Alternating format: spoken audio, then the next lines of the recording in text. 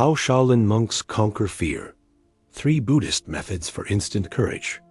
There's something the Shaolin monks knew about fear that modern psychology is only beginning to understand. In the ancient temples, when a new student would arrive trembling with fear about their training, the masters wouldn't comfort them. They wouldn't tell them to be brave or think positive thoughts. Instead, they would ask one simple question that completely changed how that student experienced fear forever. And I'm going to teach you that question today. But first, you need to understand something that will sound impossible. What if everything you've been told about overcoming fear is actually making your fear stronger? You see, there are 3 fundamental principles about fear that the Shaolin discovered 1,500 years ago, principles that modern neuroscience is now proving correct. But here's what's fascinating. These aren't techniques to eliminate fear. That's impossible, and the monks knew it. These are methods to completely transform your relationship with fear energy itself. By the time you finish this video, you'll understand exactly how to apply these 3 principles. You'll learn the specific mental frameworks the monks used, the precise techniques they practiced, and most importantly, how to integrate them into your daily life. This is Monk Mode Motivation, and today, I'm going to walk you through each principle step by step so you can learn to work with fear the way the Shaolin masters did. But before we dive into the 3 principles, you first need to understand the one fundamental mistake that keeps most people trapped in fear patterns. And this mistake? It's probably something you're doing right now. Subscribe for more content like this. One click helps me make better videos for you and is much appreciated. Chapter 1. The Fear Paradox. Understanding the fundamental mistake. So, what is this fundamental mistake that keeps people trapped in fear patterns? It's this. We've been taught to treat fear as a problem to be solved, rather than information to be understood. The Shaolin masters discovered something profound about how fear actually works in the human system. They realized that fear and excitement produce identical physiological responses in your body. Let me show you what I mean. When you experience what we call fear, here's what happens. Your heart rate increases. Your breathing quickens. Your muscles are tense. Adrenaline floods your system. Your focus narrows. Now, when you experience excitement before something positive, say, before a vacation or a celebration, what happens in your body? Exactly the same response. The physical experience is identical.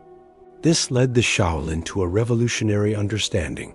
Fear isn't an emotion, it's energy. And the label your mind puts on that energy determines whether you experience it as limiting or empowering.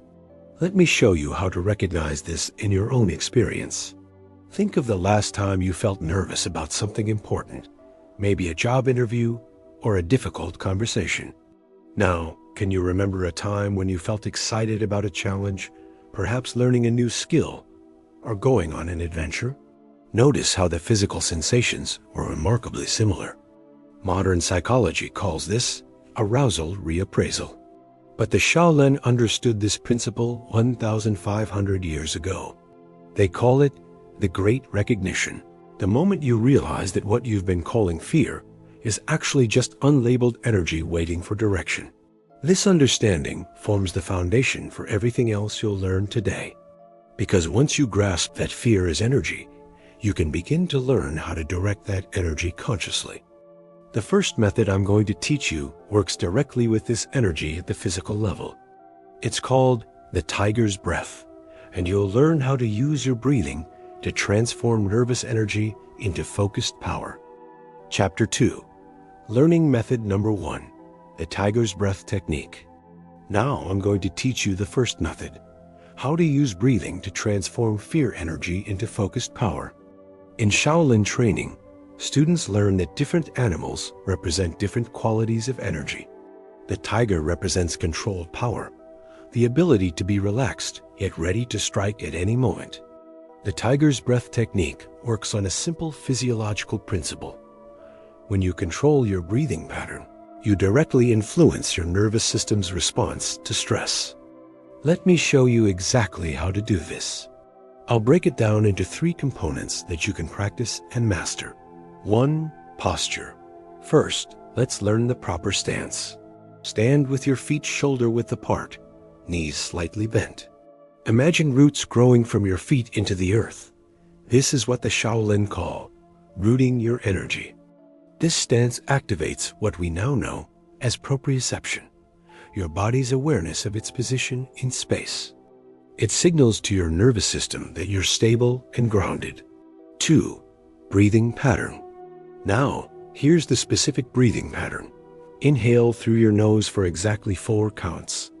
Hold your breath for 2 counts. Exhale through slightly parted lips for 6 counts. This 4-2-6 pattern activates your parasympathetic nervous system, the part that helps you feel calm, yet alert. The longer exhale specifically triggers what's called the relaxation response. 3. Mental focus. While breathing, here's what to focus your mind on. On the inhale, imagine drawing power and energy into your core. During the hold, feel that energy settling in your lower abdomen. On the exhale, sense the energy spreading throughout your body as strength. Let's practice this together. I want you to actually do this. Learning happens through doing, not just watching. Breathe in for 4, hold for 2, and out for 6. Notice how your body feels different after just a few cycles. This is what the Shaolin masters meant when they spoke of gathering the qi. You're learning to concentrate your energy rather than letting it scatter in anxiety. You can use this technique whenever you notice fear energy arising, before important conversations, prior to public speaking, when facing any challenging situation. I encourage you to practice this for just 2 minutes each day. The key is consistency. You're training your nervous system to respond differently to stress. But breathing is only the first layer of what you'll learn today. The second method works on something even more fundamental, and this is where most people have the biggest breakthrough. Chapter 3, Learning Method Number 2, How to Transform Resistance into Alliance. The second method I'm going to teach you might sound counterintuitive at first, but once you understand the psychology behind it, everything will make sense. Here's a question that will change how you think about fear. What happens when you try to push away a thought? Let us test this right now. For the next 10 seconds, I want you to try not to think about a pink elephant. Ready? Don't think about a pink elephant, starting now. What happened? You probably thought about a pink elephant multiple times, right? This demonstrates what psychologists call the ironic process theory. The more we try to suppress something, the more it persists. The Shaolin masters understood this principle centuries ago. They realized that fighting fear makes it stronger, while accepting fear transforms it entirely. This second method is based on what I call the welcome protocol, a systematic way to change your relationship with fear energy. Step 1, recognition. The first step is learning to recognize fear as it arises, without judgment. Instead of thinking, I shouldn't be afraid, you learn to think, I notice fear is present. Why this works. This simple shift activates what neuroscientists call metacognition, your ability to observe your own mental processes. When you can observe fear rather than being consumed by it, you've already begun to transform it. Step 2, acknowledgement. The second step is to acknowledge the fear's purpose. Fear always arises for a reason. It's trying to protect you or alert you to something important. Learn to say, thank you, fear, for trying to keep me safe. What are you wanting me to pay attention to? Step 3, integration. The final step is learning to work with the fear energy rather than against it. You're not trying to eliminate it. You're learning to redirect it. Let me show you how this works in practice. Imagine you're nervous about a job interview. Using the welcome protocol. Step 1, I notice nervousness in my body right now. Step 2, thank you, nervousness, for showing me this opportunity matters to me. Step 3, how can I use this alertness to be more present and engaged in the interview? Notice how this approach transforms the same nervous energy from something that feels limiting into something that feels empowering. Right now, think of something that makes you feel anxious or nervous. Apply the welcome protocol. Notice and acknowledge the feeling. Thank it for its protective intention. Ask how you can work with this energy constructively. What you'll discover is that fear contains valuable information. It often points toward things that matter to you, opportunities for growth, or areas where you need to pay more attention. But there's one more principle to learn, the most profound one. And this is the method that takes you beyond just managing fear to actually using it as a gateway to wisdom. Chapter 4, Learning Method Number 3, Understanding the Perspective of Impermanence. The third and most profound method you'll learn today requires understanding a fundamental truth about existence itself.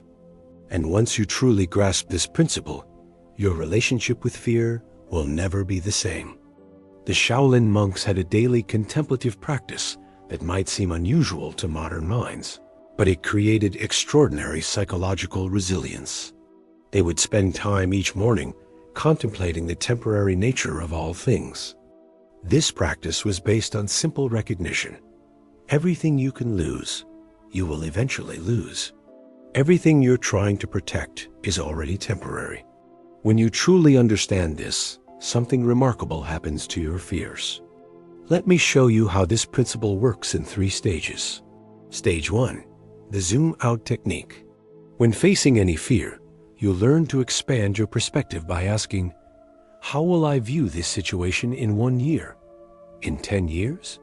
In a lifetime?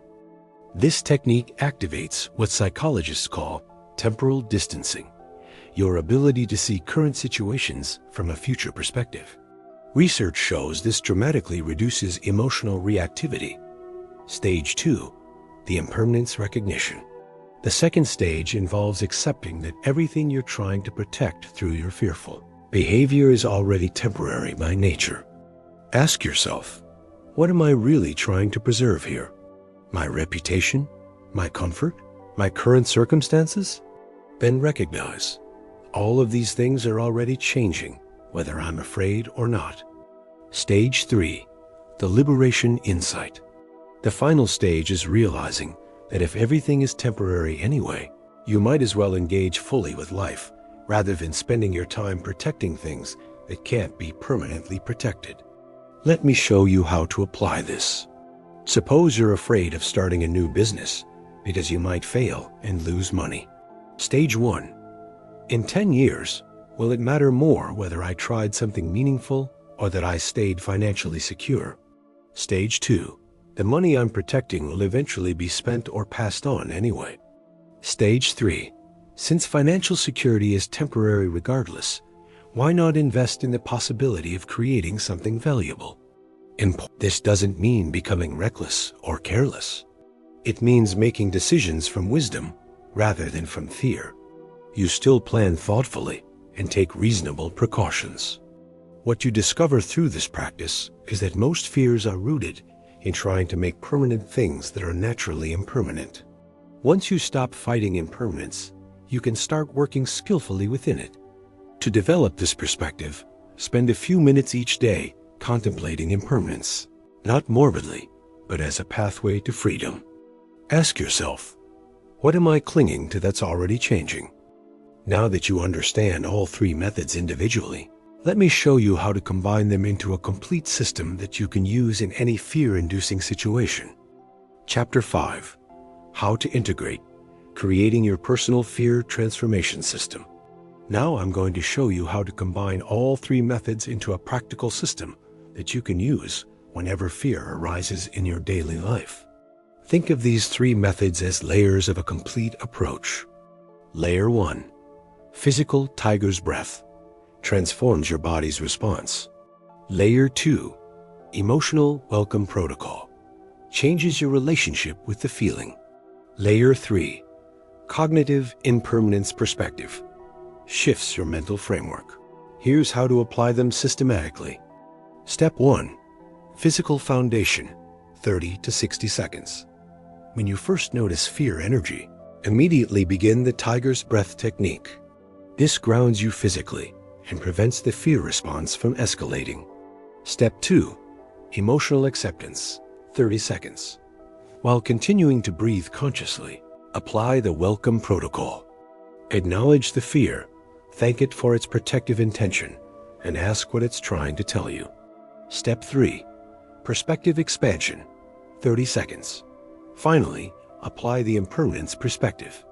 Zoom out to see the bigger picture and ask how this situation fits into the larger context of your life.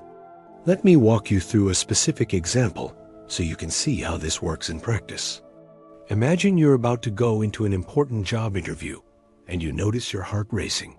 Step 1. Tiger's breath. Stand in mountain stance. Breathe 4-2-6 pattern. Feel your energy settling into focused alertness. Step 2. Welcome protocol. I notice nervousness. Thank you for showing me this opportunity matters. This energy means I care about doing well. Step 3. Impermanence perspective. In 5 years, will it matter more that I showed up authentically or that I tried to hide my humanness?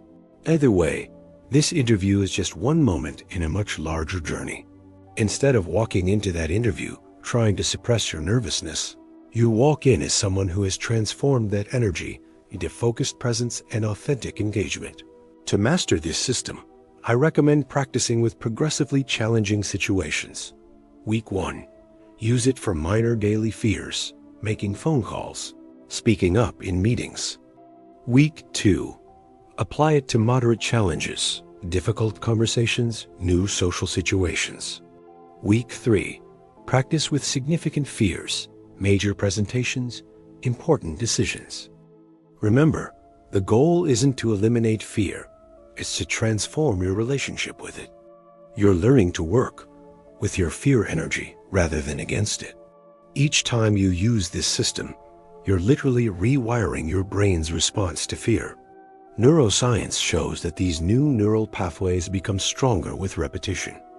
So there you have it, the 3 methods that Shaolin monks used to become legendary for their fearlessness. The tiger's breath, the demon's welcome, and the deathless mind. Remember, fear isn't your enemy. It's just energy that's been mislabeled. When you know how to work with that energy instead of against it, you become unstoppable. Here's what I want you to do right now. Before you click away from this video, think of one thing you've been avoiding because of fear. Right now, while this knowledge is fresh, use these 3 methods and take one small action toward that thing. Then come back and tell me in the comments what happened. I read every single comment, and I want to hear about your breakthrough. If this video helps you see fear differently, hit that subscribe button for future Shaolin and Buddha wisdom. Remember what the Shaolin masters taught. The cave you fear to enter holds the treasure you seek. Your fear isn't blocking your path. It's showing you exactly where you need to go. Now go be fearless. Not because you don't feel fear, but because you know how to transform it into power. I'll see you in the next video. Walk in peace.